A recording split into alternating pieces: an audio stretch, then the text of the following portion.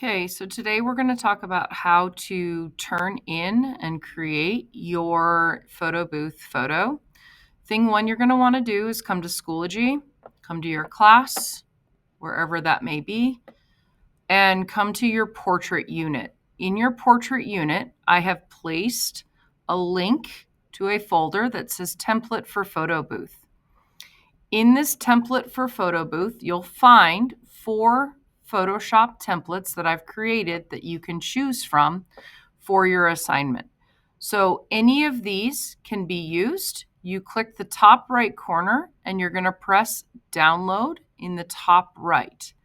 So I'm going to choose the one with the clean edges right here. So I'm going to download that.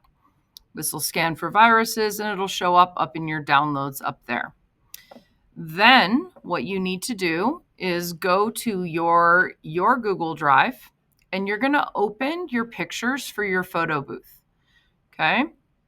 So I'm actually going to choose this one here. And I'm going to download that JPEG. You can download either the JPEG or the NEF.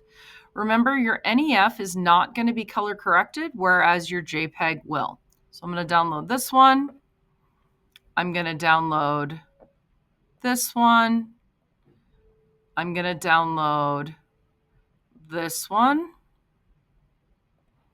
And I'm going to download this one. I was smiling too much in this one right here, which is why I'm not using that. So I've downloaded the 4 pictures that I'm going to use as well as the template. Now that I have those downloaded, I'm going to open Photoshop. So in your start menu, you want to make sure you're opening the newest version of Adobe Photoshop. So I actually have 2 versions in here. I'm going to open the newest version.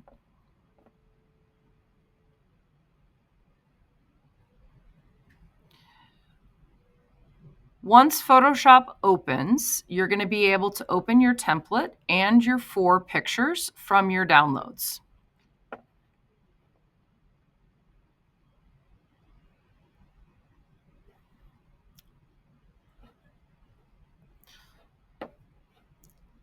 You're going to go File, Open. And sometimes it will turn up with Cloud Documents as first. So this gray screen that's right here. If this gray screen shows up, your files will not be visible. So you're going to come to on your computer, and then you're going to look in your downloads. So your downloads should have the 5 things that you need, your template and the 4 images that you've chosen. So you can either click the little checkbox in the top, or you can click the first one and then press shift click on the last one. And that allows you to select all 5 at the same time. And then you're going to select open.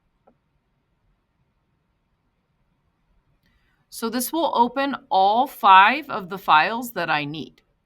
My template is here, and then my 4 pictures are here. Now I've already adjusted my setup in Photoshop. But yours, you can adjust how you feel. So if your window looks weird, you're going to go to Window at the top, Workspace, Reset Essentials, and it'll look like this. I choose to pull my layers out, and I choose to make them much longer because especially in this case, you're going to be having a lot of layers. So with this process, I've actually gone through and on your template, I've made a spot for each of your 4 photos. Now, these 4, so this one, this one, this one, and this one are all placeholders along in here. And so eventually you're going to actually delete them. For now, though, these little layers are placeholders for the 4 photos that are over here. Okay. So I'm going to come to this one. This is actually my 3rd photo. This is the 4th photo. 2nd photo, 1st photo. Okay, so I'm going to come in on my 1st photo. If there were any editing that I needed to make on this, I could come in and add the different layers to that, fixing whatever needs to get fixed, brightening it up, all the things that would need to happen. So if that needed to occur, I would add this adjustment layer here, masking where needed. And then I would actually merge these layers together to make it easy to bring over to this one. So if I were to merge these two layers together, all I'm going to do is right click on my layer, and then I'm going to go merge visible. That's going to merge all of these with the eyeball on it. Okay, so now I would have one thing to send. Never should you leave that as merged. So this is your history, and you can go back in time there. Now, I'm not actually going to use that layer or adjustment layer for this, so I don't need to merge anything. That's optional if you have additional editing that needs to be done for each of the images that are there.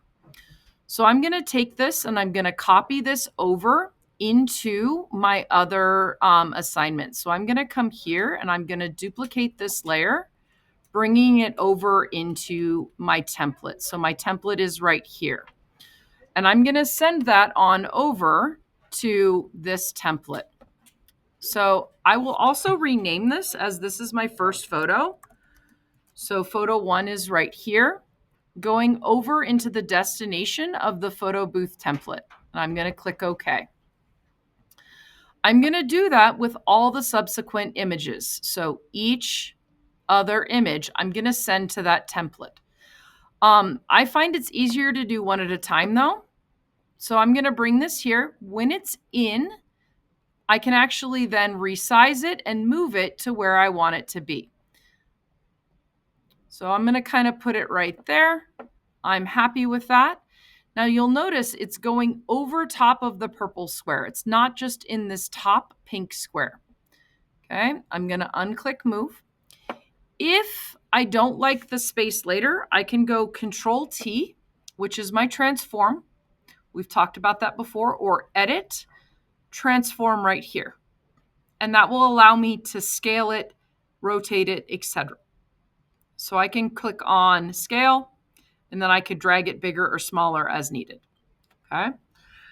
Now this layer here that says photo 1, this was a placeholder until I brought my photo 1 in. So it's no longer needed. I can take this and drop it in the trash. So I just clicked left click and dragged and dropped that. Now I have my photo on top of my rectangle. So my photo is on top of this pink rectangle here. I'm going to click my photo layer here and I'm going to right click it. And I'm going to press create clipping mask. You can also use the shortcut of Alt Control G, and that will create your clipping mask. What that does is it selects this photo and turns it into this shape. Within this shape, I can actually now still move this photo and I can resize it and adjust it as needed, but it's always going to stay the shape of this rectangle. So I'm going to show you that process again with the purple rectangle here, which is my photo 2, which is this one right here. So I'm going to right click, duplicate layer, change that to photo 2. I'm going to send it on a destination over to my photo booth 2 templates, clean edge, because this is the template. Click OK. I'm going to come over to my photo booth. It's right here. I'm going to move it down. I'm going to check my sizing. I want it to be a little smaller and more in line with the one that was above. So I'm looking at those lines on the wood and kind of lining it up. Now, right now, it is above the picture up here because we look from the frame, from the top layer down. I'm going to move this by clicking and dragging to the photo 2 spot. The photo 2 can now go to the trash because that was a placeholder. Photo 2 now needs to be clipped to rectangle, the purple rectangle. So I'm going to take that, create clipping mask, and now it's selected to this. I'm going to now complete photo 3 and photo 4, and I'm going to speed up the video for that, but you can watch those as they go through.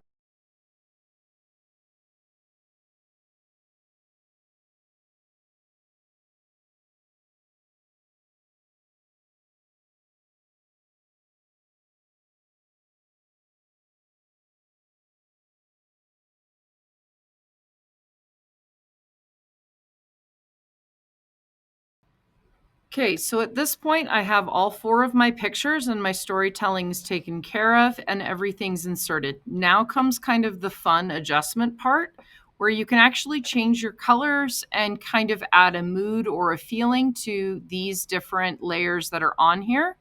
The nice thing is because your Photoshop works from the top layer down, what ends up happening is if you add an adjustment layer, so if I wanted to make everything more red and pink, kind of like a little horror story type thing, I can add an adjustment layer right below this frame and it changes everything that's beneath it. So I could add a color layer there.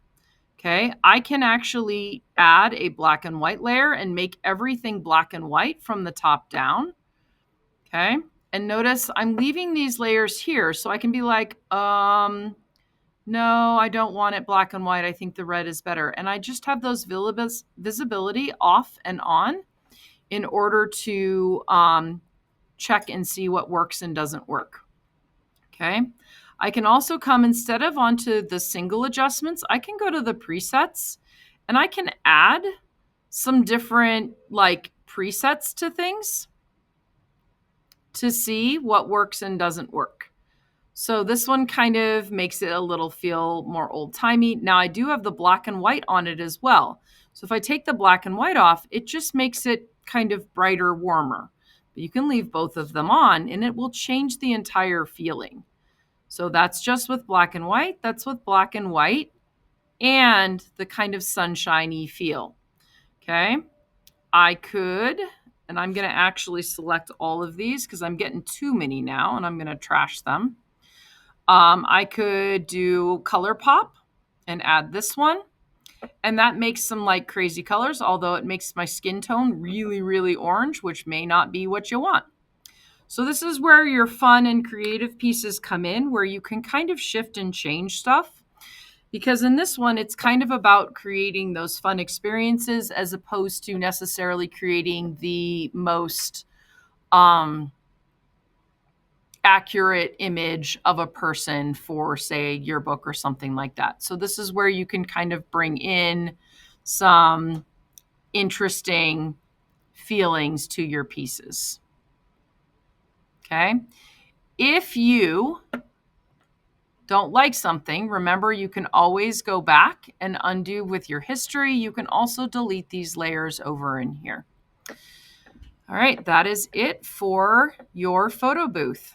If you have any questions, please ask in class.